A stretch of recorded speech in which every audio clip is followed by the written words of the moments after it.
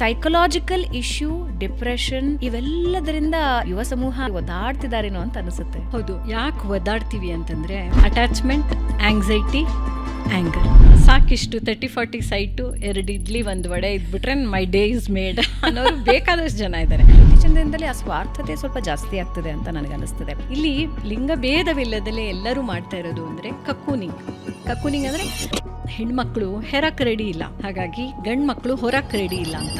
ಯಾವುದೇ ಒಂದು ಹೆಣ್ಮಗು ಸೇರು ಬೆಲ್ಲ ಬಲಗಾಲಲ್ಲಿ ಒದ್ಕೊಂಡು ಬರುವಾಗ ಈ ಮನೆ ನಾನು ಉರುಳಿಸ್ತೀನಿ ಅಂತ ಏನ್ ಬರಲ್ಲ. ಈಗ ಅಜ್ಜಿ ತಾತ ಜೊತೆಲಿದ್ದು ನಮ್ಮ ಮಿದುಳು ಕೂಡ ಚೆನ್ನಾಗಿ ಬೆಳ್ಕೊಂಡು ಹೋಗುತ್ತೆ. ತನ್ನ ಅಪ್ಪ ತನಗೆ ಏನ್ ಕೊಟ್ಟಿದ್ರೋ ಅದನ್ನೇ ಗಂಡನಿಂದ ಬಯಸ್ತಾ ಇರ್ತಾಳೆ. ಮಮ್ಮಾಸ್ ಬಾಯ್ ಅಂತಾಳೆ, ಅವಳು ಡ್ಯಾಡೀಸ್ ಗರ್ಲ್ ಅಲ್ವಾ, ಅವನು ತಾಯಿಗೆ ಫೋನ್ ಮಾಡಬಾರ್ದು ಅನ್ನೋದು ಒಂದು ದೊಡ್ಡ ಪ್ರಾಬ್ಲಮ್.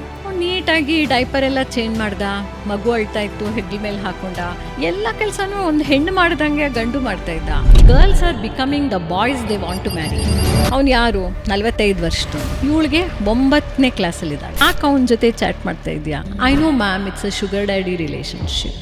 ಹುಡುಗರೆಲ್ಲ ನಾನು ಗೇ ಅಂತ ಹೇಳ್ಕೊಂಡು ಬರ್ತಾರೆ. ಸೇಮ್ ಸೆಕ್ಸ್ ರಿಲೇಶನ್ಶಿಪ್ ಅಲ್ಲಿದ್ದು ಏಡ್ಸ್ ಹತ್ತಿಸ್ಕೊಂಡು ಬಂದವರಿದ್ದಾರೆ. ಹೆಣ್ಮಕ್ಳನ್ನ ನಾವು ಬೆಳೆಸುವಾಗ್ಲೇನೆ ನಿನ್ಗೆ ಗಂಡ್ ಮಕ್ಳಿಲ್ಲ, ನೀನ್ ಗಂಡಾಗಿ ಬೆಳೆಸು ಅಂತ ಹೇಳ್ತೀವಲ್ಲ. ಸ್ತ್ರೀತನವನ್ನ ಯಾಕೆ ಕೊಲ್ತೀರಾ?